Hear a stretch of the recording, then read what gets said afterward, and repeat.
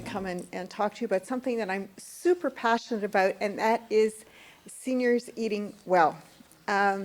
It's something that I get really frustrated with because we learn over our lifetime to look for food that is going to be zero, because we all want to have no calories because we want to stay thin. And we forget that food that is zero often has no nutrients. And the problem is the body needs nutrients. And nutrients need to come from our food. They don't come from the air. They don't come from a lot of other places, just thinking about getting them. You have to get them from food. So we have to look for food that is really full of nutrients. So what we're going to do today is we're going to look at inflammation and how it affects the body. We're going to talk about what you're going to eat, and we'll go over some quick ways to make it more budget friendly, although I expect probably most of you know more of those ways than I do. Inflammation is actually not a bad thing when it's acute inflammation. Because when you stub your toe and it gets red and you go, oh dear, I hurt myself, you go, aha, I better go do something about that. I should go put some ice on it. I should go do something. So when we have acute inflammation, or when we get a fever because we have a cold or something, it's actually a good thing because it's protecting the body. It's healing the body. So we like acute inflammation. And then acute inflammation usually goes away when we treat whatever it is. One of the things we have a problem with is the chronic inflammation. And we have two kinds of chronic inflammation. We have chronic acute inflammation, which is what we have when we have an autoimmune disease. So, for example, rheumatoid arthritis or lupus or all kinds of diseases that are, I have one of my clients has a blood clotting disorder. That's an anti-inflammatory disease. And that's kind of like one of those wildfires. It's just burning out of control. And yes, changing your diet and what you eat is going to help lower that fire. But, you know, you have to bring in the water bombers sometimes. You know, just putting a hose on that is not doing it. You've got to bring in the water bombers. So you have to also work with your doctor and your pharmacist to find the right medications and the right things to do to get that under control. When we're looking at low-grade inflammation, that's kind of there all the time. It's not like acute inflammation that your toe, you stubbed your toe and you got to fix it. This is kind of there in the background. It's low. It's not really doing anything that you know of.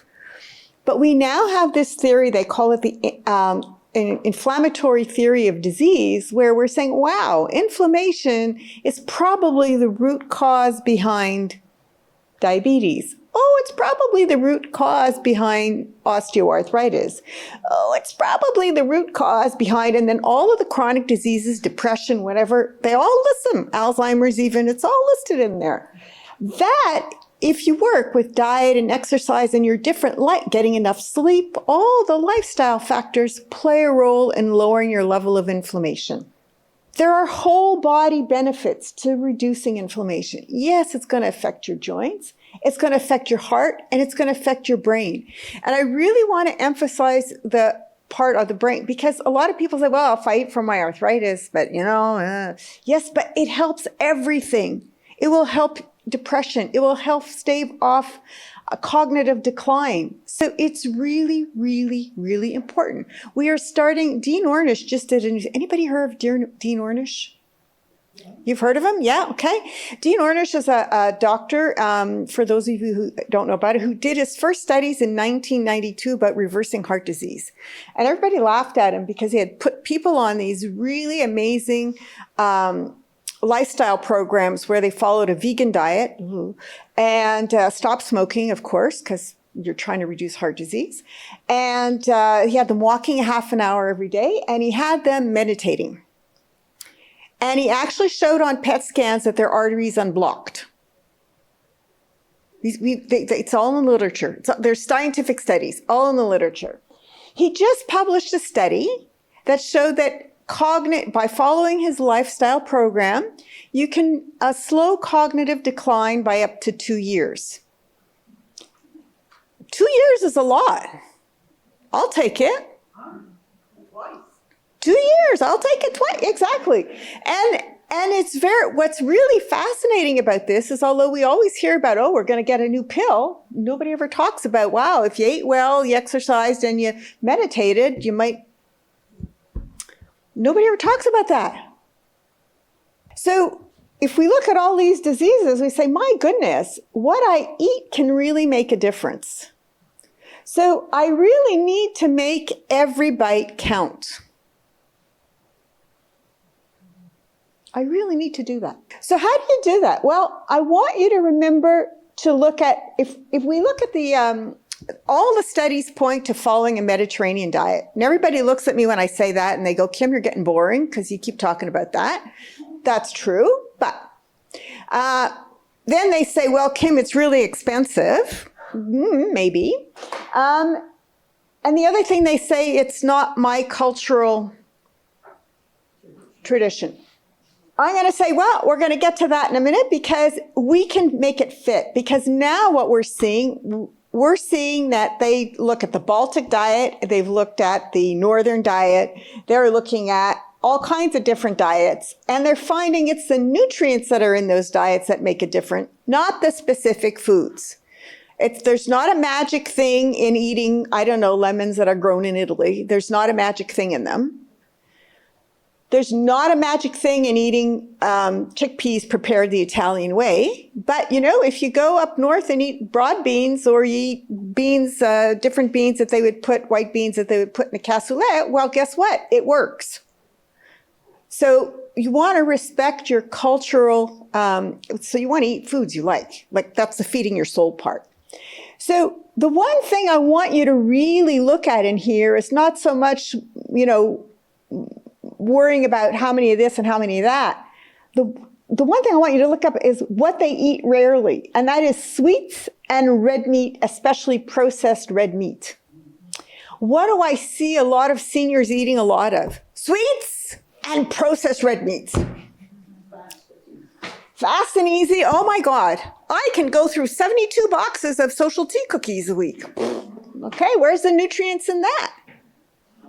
And then people will say to me, yeah, but I couldn't afford to buy the goji berries from I don't know where that got imported. Whoa. Who said you needed to eat those? Who said you needed to eat absolutely the only fruit you could eat were blueberries imported from I don't know where that cost, $8 for a little tiny puny thing?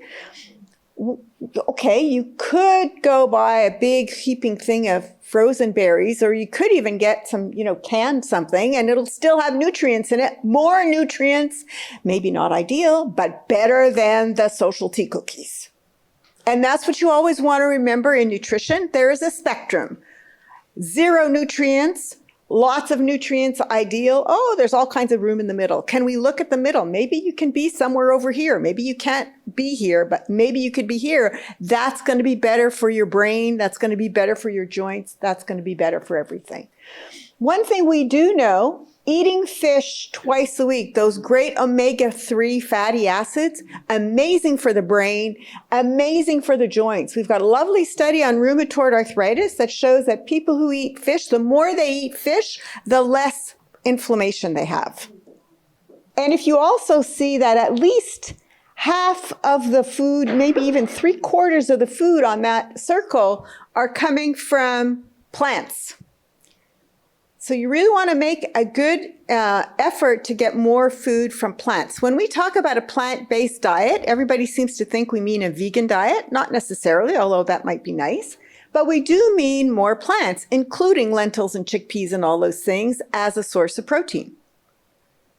And if you're like my husband, and every time he looks at me and I make a meal that's based on chickpeas or lentils, and he rolls his eyes and goes, okay, I know it's healthy. And he kind of eats this puny little portion and rolls his eyes some more and goes, I know it's healthy. This is what I get for marrying a dietitian. Okay.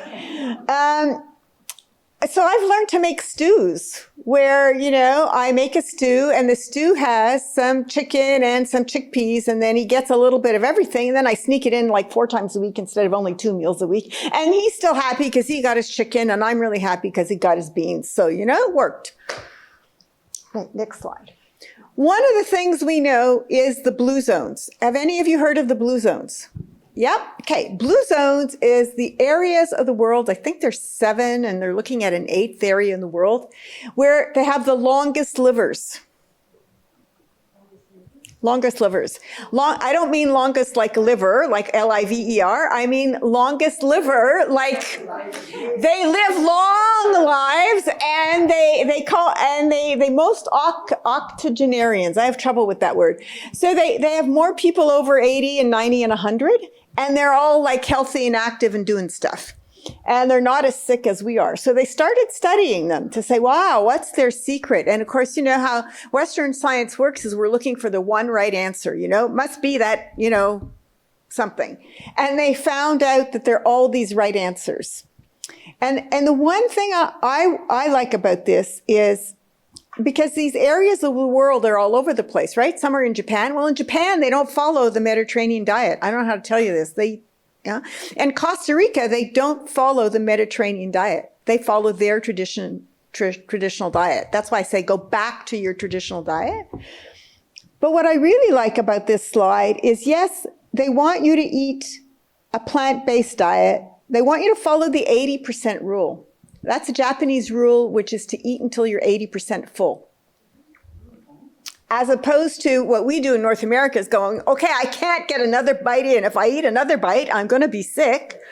And then going, I must be full now, so I'll stop eating. So that's a big difference. But I want you to look at all the other things that play an important role in seniors staying well. And I think it's so important because a lot of people stress so much about what they're eating. And I'm not trying to tell you not to worry about it. I'm trying to tell you that you have to put it in the global perspective of there's other things that are important too. And so, yes, eating is important. Healthy eating is important. I want you to do that, but you need to be physically active. You need to, and you need to maybe work it in. Like maybe you can eat well and you'll eat better when you actually make eating into a social occasion. Who knew? I eat with somebody. Maybe I'll make a meal instead of just sitting there munching, social tea cookies while I'm watching TV. Wow, Okay, so Blue Zones are amazing. They have a lovely website, and they have, one thing I'd love to do is I'd love to make a Blue Zones community in Quebec so we could see how we could get Blue Zones going. Okay. And I want you to remember that little red car is my husband's red car. My husband has this lovely red car. It's a 10-year-old car. It's got rust in it. The door handle has fallen off, and he's got this lovely, lovely system of pulleys and wires that he uses. I don't drive it. I barely sit in the passenger side. It's got no air conditioning. It's roll down windows. I'm like, no, I'll just keep my little Volvo that has all those fancy things on it. Yep. But the one thing I learned when we went to the Grand Prix once is that the high performance vehicles, those Grand Prix Formula One cars, they get different fuel. They have different fuel, different tires, different everything than our cars get. Well, if you want to be a high performance vehicle, you better give yourself high performance fuel. And your high performance fuel is your food. So we've got to make sure that we make every bite count and we get our high performance fuel in our body. So what are you going to do about your budget? Because you're all probably sitting here going, Kim, this is really expensive what you want me to do. What are we going to do? How are we going to get to doing something that's doable? Well, the first thing, as I think that's important, is that you take stock of what you can do. Sometimes we have to adapt. I was in IGA this week, and this poor woman just about had a stroke because a head of iceberg lettuce was almost $6, was $5.99. And I thought she was going to stroke out right there, she started saying to me, well, what do you do? And I said, well, I don't know, because I buy the other lettuce now, and I buy cabbage. And she went, what? And I said, well, there are other vegetables. There's this whole big place in IGA that has vegetables. An iceberg lettuce is not magic. I get it that we like it, But there's lots of other things that you can use. Look at this. There's a leafy lettuce right beside it that's grown in a greenhouse in Quebec that's probably just as nutritious, if not more nutritious. And guess what? It costs like half the price. So you could do that, or you could go over there and get a cabbage, or you could, take some carrots and shred them and make a salad. Like, why is it that only iceberg lettuce is good? Okay. She didn't know what I did. So it's really important. Yeah. So she didn't know that she was going to get a lecture. It's important to take advantage of things like frozen veggies, specials. A lot of times I tell people, look, if you have room in your house, get yourself an extra freezer, even if it's a puny one. It doesn't have to be like the big life size. I have the big floor to ceiling one, but you can get a small one, like a bar size one, and that would be enough to put in a couple of extra bags of frozen vegetables. So when they go on sale, you can take advantage of it. And another way to save money is go to Costco or go to places where you buy in bulk. But you say, but Kim, I live alone. What am I going to do with all this food in bulk? Well, I go with my girlfriend. And we split everything. And you can get a few people together and, have one person have the membership. You can even get a couple people to chip in for the membership if you have to. And then you go and you do those things. You can do groceries online now and take advantage of specials. It can get delivered. I have another client that's all she does is her groceries online from another grocery store she finds she gets her bargains there. What about if you make a community kitchen? Now, a community kitchen sounds like it's a big organization thing, right? I mean, you have to get a community to do that. Well, a community could be you and your neighbor and maybe a couple other people that you know, and you get together and you cook. Yay, isn't that fun? More fun cooking as a group. And then on top of it, now you all chipped in for the groceries, so you could buy like a huge thing, large sizes that are usually cheaper. There'll be no waste because everybody goes home with their little thing. Wow. Your bigger freezer, cook in bulk and freeze meals, so you always have one. On the day you don't feel like cooking, you get out the little container and zap it, and there you go. All those things will change your budget. Another thing that you can do is meal planning. Planning what you're going to eat saves so much money, and stick to your list. How much money do we lose by going off our list and buying whatever they put, right in the aisle? So plan your meal and always use as a guide in your meal. You want to remember half your plate's got to be veggies and fruit, quarter your plate, whole grains, quarter your plate, your protein, and you want to make sure to have some nice sources of fat in there. And the other thing that's really, really, really important to remember is seniors need protein. If you're going to skip on something, again, I'm going to go back to skip on the cookies. You need your protein. That's how you keep muscles. And if you have muscles, you're not going to fall. And if you have muscles, you're not going to be frail. And you have to do exercise, but you also have to eat enough protein. Otherwise, you won't maintain your muscle mass. So you want to focus on that plate. Vegetables, half your vegetables, your protein, your grains. Here's another example. So it's really, really important to try and think about this every time you eat. Even when you're in a restaurant, okay, there's no veggies on this plate. Okay, what are we going to do about that? And no French fries do not count as a veggie. Okay, you want to enjoy what you're eating. It's got to be fun. Feed your soul. I learned this from a 5-year-old. I was giving a class to a group of 5-year-olds, when my daughter was in kindergarten, and I did the whole thing about, eating well, and, I'm a dietitian. I'm going to tell her about the nutrients. And I asked what a good snack is, and this little guy with his most gorgeous little eyes, he was so cute. And he looked up at me and he said, oh, a healthy snack is chocolate chip cookies. And I thought, well, how did he come up with that? And so I asked him, so who told you that? And I was so hoping he was going to say Tony the Tiger or something, so I could say, oh, don't look at what's on TV. And he said, my mother. And I thought, well, I can't say his mother's stupid. So I said, oh, well, why did your mommy tell you that? Because there must have been a reason.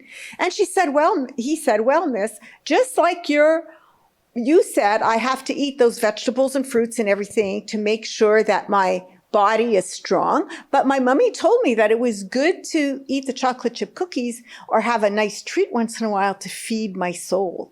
So I think it's really important that you remember to have your treats to feed your soul, but you can't make them their treats, right? You can't make them your steady diet. They're treats. They're there to make you feel.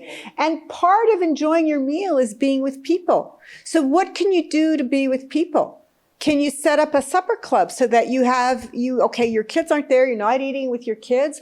Can you get some friends together? I have one friend, she organized a supper club in her apartment building. She literally put a sign on the elevator saying, hi, I'm looking for people to eat dinner with me. They got together four nights a week. And one night one would make dinner and the other ones would come. The next night, the other one would make dinner and everybody would come. And that made an excuse when you've got 4 people coming for dinner. You're not just going to get out the box of social tea and say, hey, tea and toast, here we go. You're going to do something, right? And then you've got leftovers for the week. Now you made that lasagna or you made that meal and you've got leftovers. And so now you're going to have something to eat for the whole week that's a little more nutritious than you would if you didn't. And the next night you go to their house and they found that just about everybody respected a certain budget. It's not like you had to say, wow, every night we're serving, lobster and, whatever. They were able to, set it up. And I've had a number of clients do that. And again, no community organization. They just found a group of friends or a group of people living in the same building. And away they went. So I think there's a lot we can do on our own. I have another client that lives in Montreal and her family is in Toronto. They still Skype or whatever online regularly. Once a week, they have dinner together. That's the only way they can do it. Why can't we still do it? We did it during the pandemic. If we live alone, why can't you still do it? Your friends are all over the city and you don't want to drive at night and you don't want to eat lunch with them because lunch, you got your activities and you're in a rush. Okay, so what about getting online and having dinner together? More fun than by yourself. TV is not a great companion for dinner. So you want to remember your anti-inflammatory food circle. You really want to focus on getting as many veggies and fruits as you can. The better variety, like not stressing about, oh, there's more antioxidants in this one, so I should, no, don't stress on that. Just eat. All of them have something good. All of them have something good. The same thing with the whole grains. All of them have something good. You want to watch how many you're having. You want to stay away from the refined. So the ones there that are too white and too sugary, no, stay away from those. Make sure you have your protein. You want to have protein every day, 3 times a day. Because that's really going to make a difference in your muscle mass.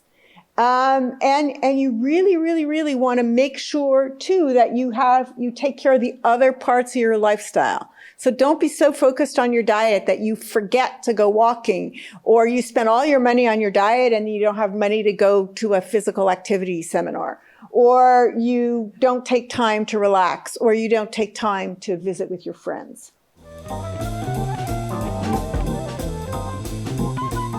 Number of grams of protein. Or is it important? It is important, but it's different for every person. For healthy adults, so adults are not people over 65 yet. For healthy adults is 1 gram of protein per kilogram of body weight. But as we get older, depending on what we're reading, they're starting to think that it might be closer to 1.2 grams of protein per kilogram body weight. That can also depend on your medical issue, right? So you may, if you have kidney disease, they may not want you to have as much protein. Sometimes we have to kind of say, okay, that's great as a generalization, but what do I need? The one thing that's really important to remember about protein is to spread it out. So we have this silly habit in North America of eating this honking big steak at supper or this big piece of meat at supper and none the rest of the day. And you really need to also have, protein during the day. So we try and make sure you're having at least some protein at breakfast, lunch, and supper, and even depending on if you have a nighttime snack or not, even in your nighttime snack. Your muscles really need that. Kim, I'm really good with the rarely. I do the rarely often. It's like I go to bed every night going, okay, I had an extra coffee again today. When am I going to learn that my body doesn't want that much coffee, but I keep trying it? How do you counterbalance your rarely that you do too often? So that's a interesting one. Part of it is to look at why are you doing, ask yourself, what does that coffee bring me? Right? Is it because at 2:00 in the afternoon, I need a lift? Oh, then what else could I do at 2:00 in the afternoon? Am I needing that lift because I ate too much sugar with my lunch? And then I'm having the mid-afternoon crash? Is it because I stayed up until 4:00 in the morning because I was so interested in what I was doing? Or like me, like I started reading a book. God, it's horrible when I read a book. Geez. And the next thing I know, I look at the clock and it's 2 and I have to get up at 6 and it's like, oh, that's going to be rough tomorrow at 3:00 in the afternoon. Then I have to work on that. So it's really important to kind of figure out what it is. If it's just the simple, or I don't want to say simple, but if it's more a question of like, I personally like drinking hot things. I'm always cold and I hate drinking cold. But it can't always be coffee. Could it be decaf? Would that make a difference? Could I drink a herbal tea? I think it's really important to look at all those things and then try and see if something can substitute in for it. That gives you as much fun, or at least only a little bit less fun.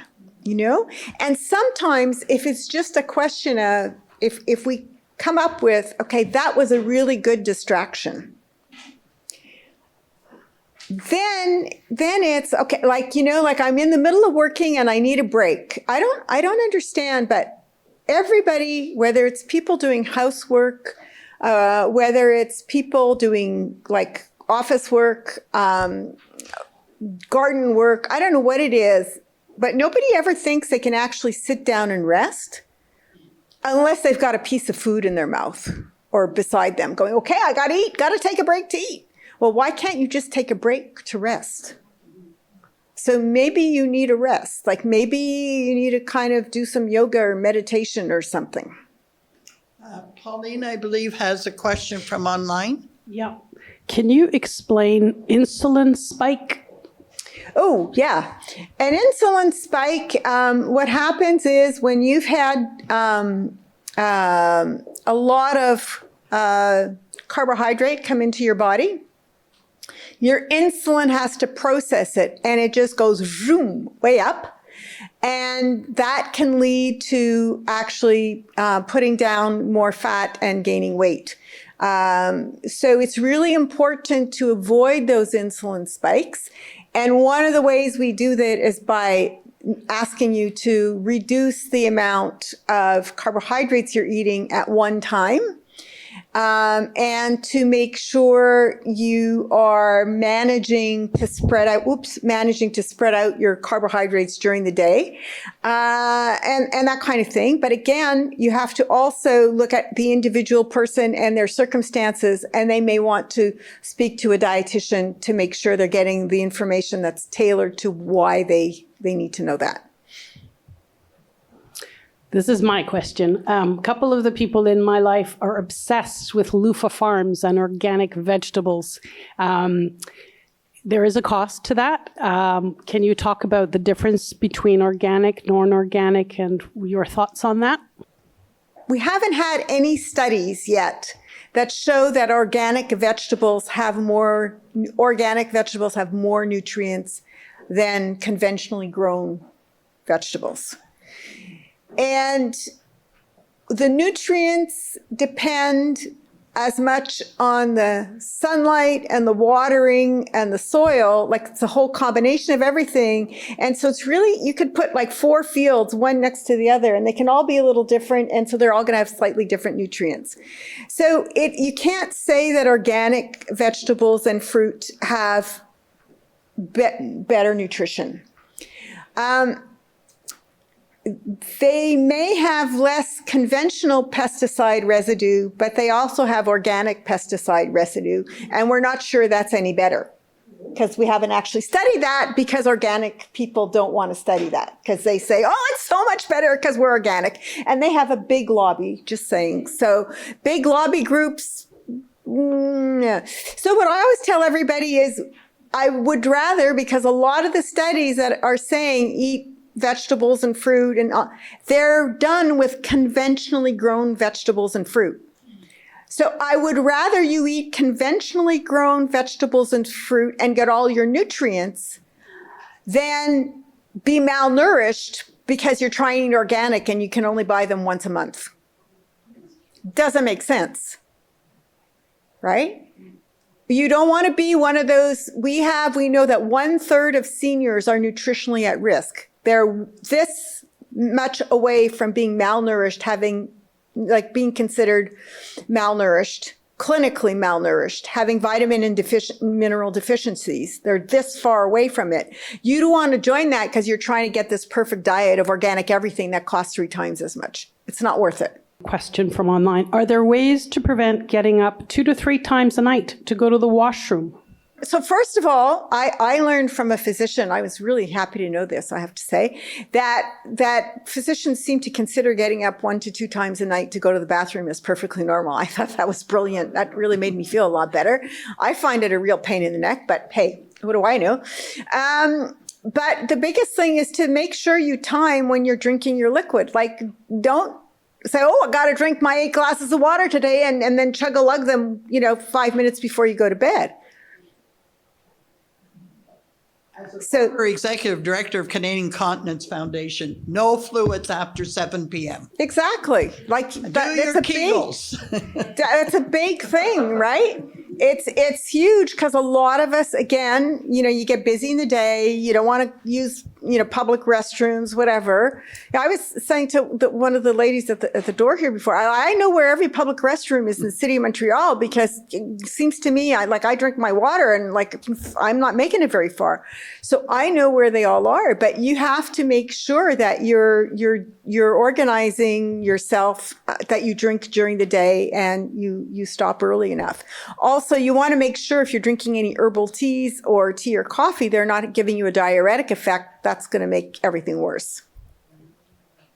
Safety tip too, if you have mobility issues and you have a cane or a walker, have it near your bed so you're not rushing to avoid slipping and falling during the night if you have that issue.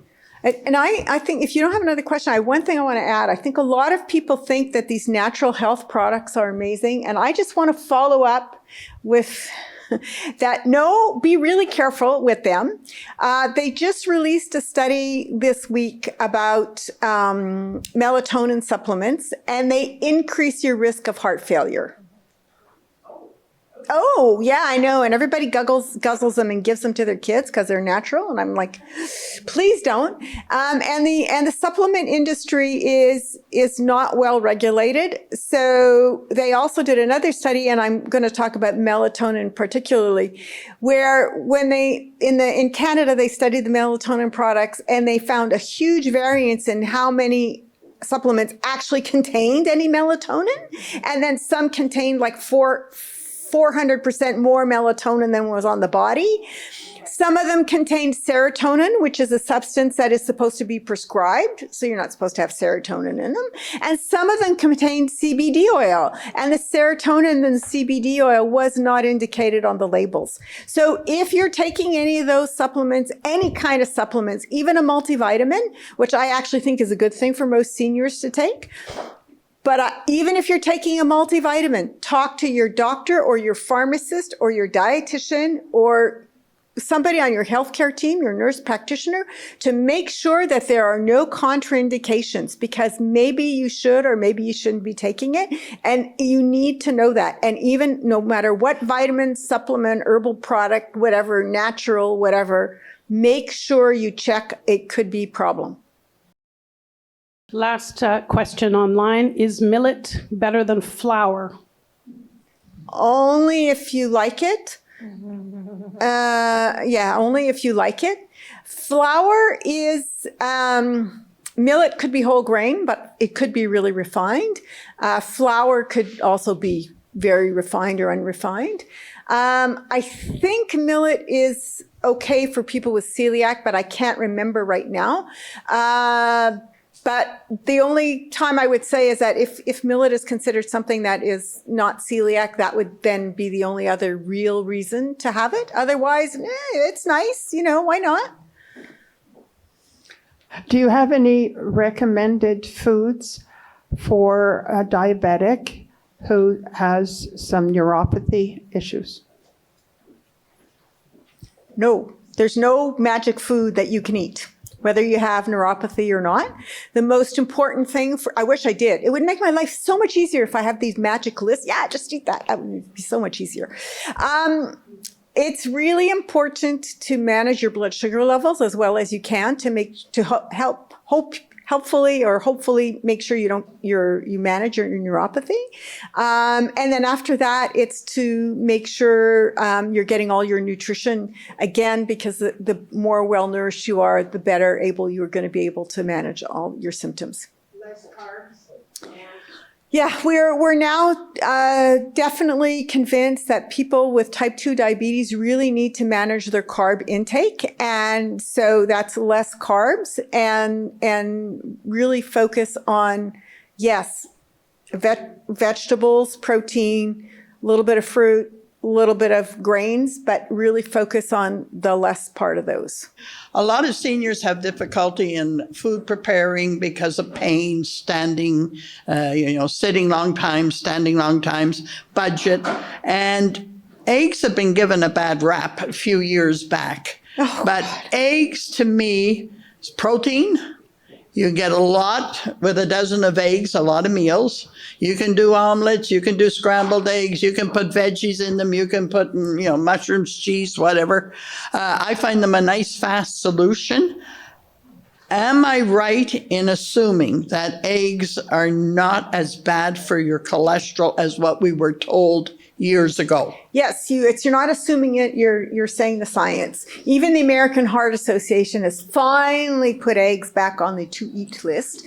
I think the part about eggs that gives them the bad rap is the bacon and garbage that we eat with it. Eggs are amazing, and we see that in people there's actually one physician who said, eggs contain choline, which is a nutrient that is really key in cognitive function. And he suggests one of the reasons, and I think it's a little too simplified, but one of the reasons we have this Alzheimer's crisis is we all stopped eating eggs, and so we don't get enough choline, and so our brains all turn to mush. So yes, eat eggs. We've had studies for years that show in people over 65, eating eggs is not what's going to be what gets your cholesterol to go crazy.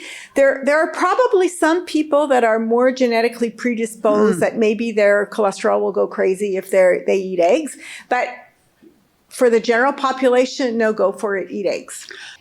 Can we do actually healthy soul food? Like I used to, and I admit, con my children with breakfast cookies of oatmeal and whole grain. Did that for years. Yes, and no sugar, but dates in them. Cut up raisins to fool them into thinking there were more chocolate chips than there were. Yeah. And you know? We can do that. I think we still have to be mindful that, like, if we're going to do a substitution like dates for sugar, if you have type 2 diabetes, your body doesn't go, oh, good, the glucose is from dates. I know how to use that one. Your body goes, yes, SOL. I don't know what to do with that. So you're out of luck. You didn't do yourself any good here. So it's important to again be mindful of the Moderate. circumstance. But yes, if you can do that, why not? Okay, Okay, thanks. thank you very much. Kim, thank you ever so much. This was delightful, very informative, and I appreciate it. Thank you.